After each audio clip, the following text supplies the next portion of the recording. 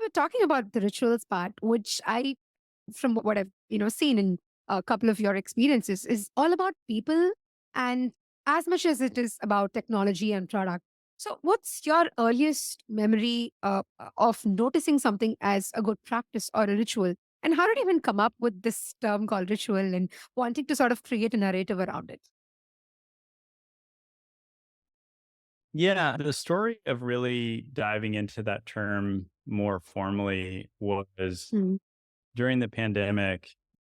Shashir and I and a couple other people from Coda started running these dinners, and the basic idea was look, we're all in our houses, we can't go anywhere, Mm. and so we would jump on Zoom with people really from all over the world. And the premise was very simple. It was just like, just bring like one interesting ritual from your team. And like, Mm. we're not like recording, this is a small group. Let's just like hear about what how your team runs, something unique or interesting. Mm.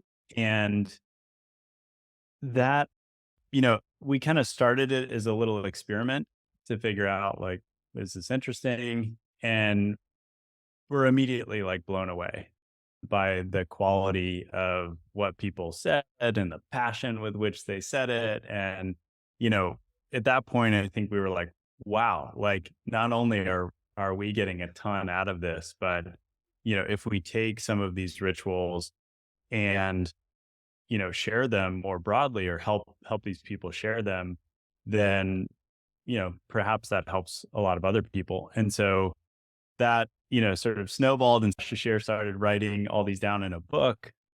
And I started kind of cataloging a few of the product D ones in a newsletter. And Mm. um, so that's sort of how it started. I think, there's a few memorable ones from those early dinners. One of the earliest ones that we had was with Tomer London, who's one of the founders of Gusto. And Mm. he talked about one of their rituals they call offer parties. I don't know if they still do this, but the basic idea is like when this is when the market was like highly competitive for talent.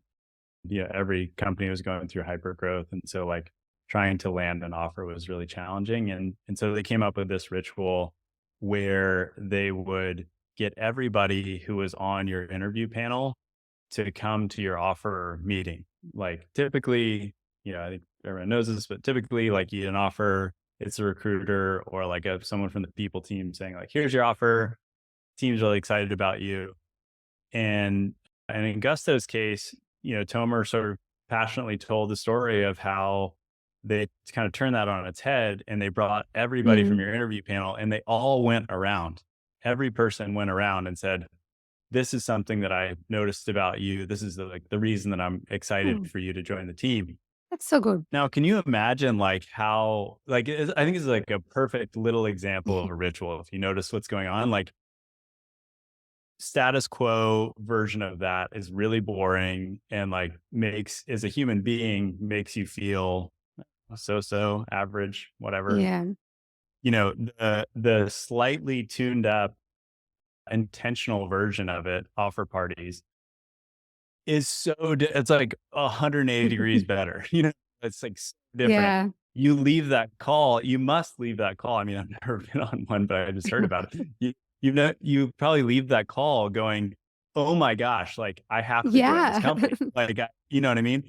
And so I think that early examples like that kind of cued me into the idea that you can take a status quo ritual and Mm. like flip it on its head just with a little thought, just with like a little fixed upfront Mm. thought of like how we're going to do this differently than everybody else.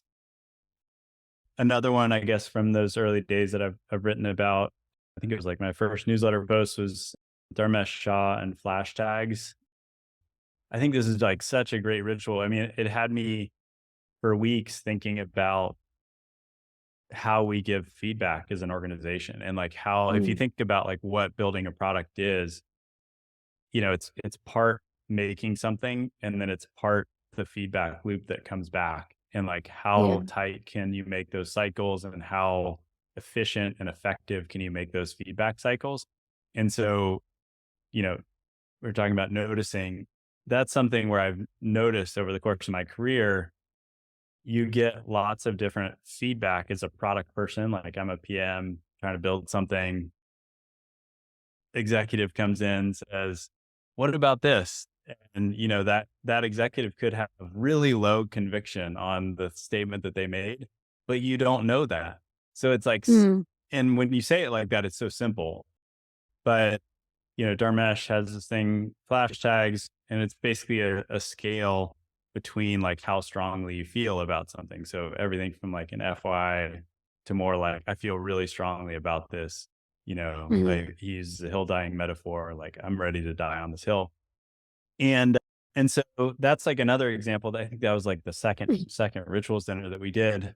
Had me thinking a lot about like, okay, how do we as an organization give precision to feedback such that we can have faster feedback loops in our product development cycle. So those are examples. I think, you know, Mm. you asked about like the first times that we thought about branding this and thinking more about it, that really kind of like tuned me into the power of, you know, codifying some of these things.